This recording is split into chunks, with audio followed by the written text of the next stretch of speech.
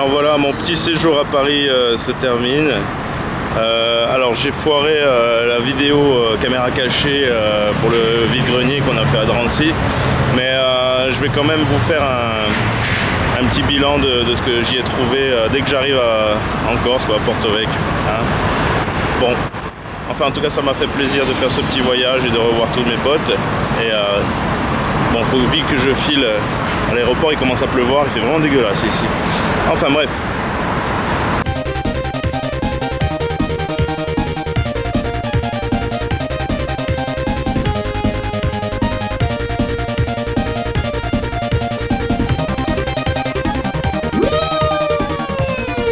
Alors, de retour en Corse pour ce retour vide-grenier. Alors j'ai fait ce dimanche donc le vide-grenier de Drancy dans la banlieue parisienne. Et malheureusement je devais faire une caméra cachée, mais la caméra a eu un petit souci, il y avait un petit souci de mise au point, donc toutes les images de la caméra cachée en fait sont mauvaises, sont perdues, sont floues. Hein. C'est pas grave, de toute façon l'essentiel c'est de vous montrer ce qu'on a réussi à trouver, donc on va commencer par ce qu'il y a de plus vieux. Belle trouvaille. Alors c'est un Real Sport Tennis sur Atari 2600, donc c'est une console que j'ai en boîte, et là je suis tombé sur la cartouche en super état, en boîte et avec la notice à l'intérieur, voilà, hop hop hop. Donc voilà, ça je l'ai eu pour 4 €, super sympa, même si le jeu est sûrement pas terrible. Alors curiosité, un petit câble NES, c'est ce qu'ils appellent un switcher. En fait ça permettait de brancher la NES via le port télé, en fait, le port antenne, pardon, le port antenne, mais bon là c'était la moins bonne qualité pour brancher une NES, et surtout que nos NES européennes ne sont pas toutes équipées de la prise d'antenne. Ensuite, Super Nintendo, j'ai eu ça.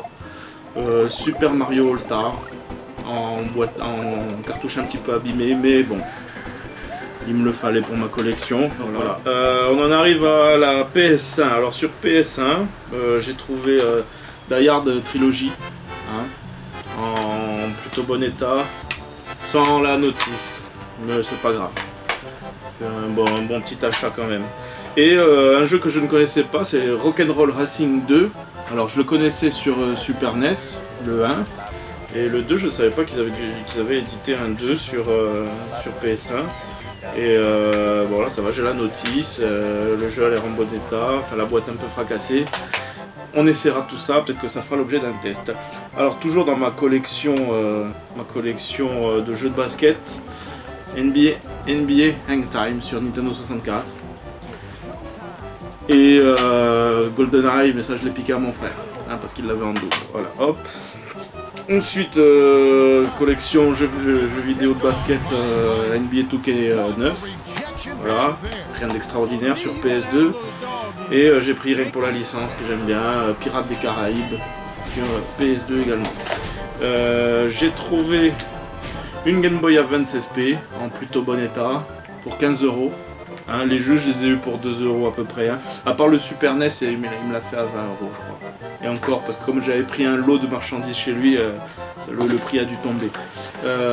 Voilà, avec son alim, donc je l'ai eu pour 15 € à tester. J'ai toujours pas testé, il paraît que ça marche. Bon, on verra bien. Une housse pour PSP, 1 € que j'ai eu pour mes neveux. Alors des petites figurines, machin, Nintendo, tout ça. Alors ça, il y en a plein sur pas mal de stands, ça coûte une misère. Les gens cherchaient à s'en débarrasser. Et qu'est-ce que j'ai eu aussi? Ah ouais, un petit joystick. Bon, c'est plus pour la déco, hein, on va dire, hein, parce que bon, j'ai pas l'ordinateur du tout auquel il se connecte, quoi. Mais je trouvais le design très intéressant. Voilà, ça c'est juste pour de la déco. Après en rangeur rétro, voilà, c'est tout ce que j'ai eu, tout ce que j'ai trouvé. J'étais au Japan Expo en même temps ce week-end, et là j'ai pu trouver sur le stand Pix & Love Edition, je sais pas si vous connaissez, mais c'est un éditeur de livres spécialisé justement dans les jeux vidéo. Et ils ont sorti, c'est eux qui ont édité la Bible Super Nintendo. Hein, ceux qui me suivent sur Instagram ont vu, je l'avais posté la photo avec ce bouquin. Je ne l'ai pas encore ouvert, hein, il est encore sous plastique.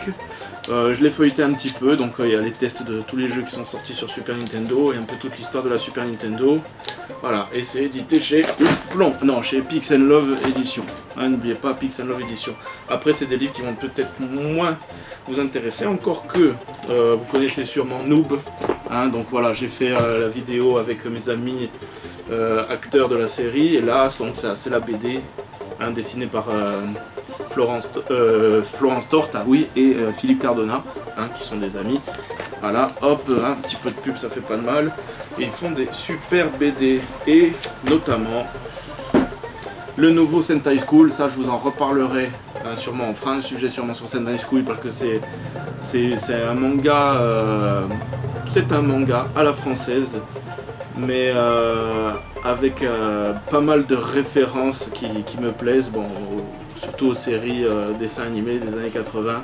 Sentai School, c'est le must, c'est le top, c'est culte, je vous conseille d'aller voir. Alors ça, ce livre, un livre aussi très sympa sur les jeux, ce livre s'appelle Mes meilleurs souvenirs jeux vidéo 8-16 bits. Pareil, j'ai trouvé ça au Japan Expo. Et sur le même stand, j'avais acheté ce magazine, les cahiers de la Play Histoire spéciale Nintendo NES. Alors il parle un petit peu de la mini NES que personne n'a réussi à avoir, sauf les privilégiés et ceux qui ont un cul bordé de nouilles. Donc voilà, il passe en revue un petit peu les jeux qui sont donc sur la mini NES, et un petit peu, ça raconte un petit peu l'histoire de la NES, même si tout le monde la connaît, c'est génial. Voilà, un petit livre des Simpsons là, qu'on a trouvé au vide-grenier. Et à la Fnac, bon, rien à voir, mais bon, il y a un petit peu de pub pour eux. Glory Hall, c'est super rigolo, rien que la jaquette, moi ça m'a fait mourir de rire. C'est des petites BD que je conseillerais pas aux enfants, hein, par contre, hein, c'est des petites planchettes de 3 images en moyenne, un peu trash par moment, et voilà. Après, bon, est-ce que je vous montre ce que j'ai trouvé à Micromania? Ouais, non. Bon, c'est pas à moi, hein, j'ai acheté ça pour mes neveux, hein, en fait, voilà, ça n'a plus rien à voir avec du vide-grenier ou Japan Expo ou quoi, hein, voilà, mais c'était surtout qu'ils tenaient à avoir Overwatch, hein, et dans le tas je leur ai pris en neuf Battleborn, qui était vraiment pas cher, il était en super promo, il coûtait même pas 5 €, et Shadow of Mordor, hein, qui coûtait 20 €, voilà, parce qu'ils aiment bien le Seigneur des Anneaux, même si je sais que le jeu est un peu violent, hein, il est PEGI 18. Si je leur offre pas de suite, je l'attendrai qu'ils aient 18 ans pour leur offrir, parce que je ne joue pas à la PS4. Alors je vous expliquerai un jour dans une vidéo que je suis anti-jeux vidéo, mais j'adore le côté rétro des jeux vidéo. Voilà, voilà, donc ça c'est le plan du festival Japan Expo. Hein, on y retournera peut-être une prochaine fois. Et puis tout le reste de mes achats, je pense que ça vous intéressera moins. C'est surtout des DVD, des trucs que j'ai trouvés sur les différents stands de Japan Expo. Hein, des cartes Pokémon, mais bon, ça c'est pour mes neveux, pas pour moi.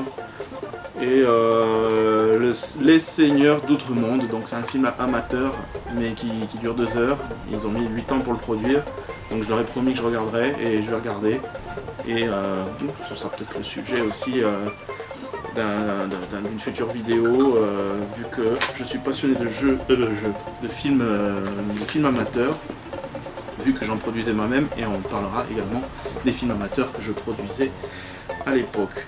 Après, voilà, bah, c'est tout pour cette fois. Il y a eu d'autres petites BD et livres que j'ai trouvés à la Fnac, donc là on sort totalement du vide-grenier et tout ça. Mais allez, juste pour rigoler, regardez ce que j'ai trouvé au vide-grenier. Ah, Thierry Pastor, le coup de folie, Annie Cordy, la bonne du curé, et j'en passe, Philippe Laville qui tape sur des bambous, François Feldman, les valses de Vienne.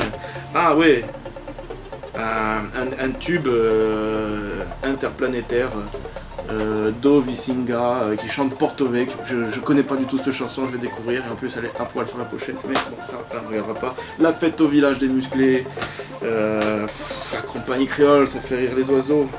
la lambada, là, le Sampa c'est sympa de Richard Gottener et le seul tube de Jermaine Jackson, la seule chanson qu'il a fait de bien dans sa vie. Voilà, When the Rain Begins to Fall, parce qu'on parle anglais hein, évidemment.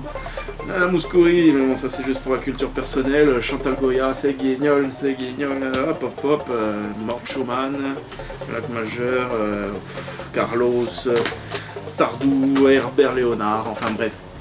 Voilà, ce sera tout pour ce compte rendu, on va pas dire vide-grenier, mais de tous mes achats sur Paris. Hein, j'ai acheté d'autres trucs mais je vous le montrerai pas. Alors on se retrouve pour une prochaine vidéo. Alors je sais pas, le thème ce sera peut-être, là vous voyez la déco là. Voilà, on est dans mon salon, bah, c'est toute ma collection XOR. Donc ce sera sûrement aussi le thème d'une future vidéo. Voilà. Et il ne me reste plus qu'à vous dire au revoir et j'espère que mes vidéos vous ont plu jusque là. Hein. Bon si ça plaît pas, passez votre chemin, tout ce que je peux vous dire. Et puis si ça vous plaît, n'hésitez pas à m'encourager. En tout cas les quelques personnes qui sont déjà inscrites, ça me fait super plaisir. Parce que c'est vraiment... bon, je suis pas youtubeur à la base. Et bon, je sais pas si je vais le rester longtemps, mais faites en sorte que... Hein, je le reste. Hein, merci pour tout. Et les yeux revolver de Marc Lavoine. Et à une prochaine vidéo. Bye bye.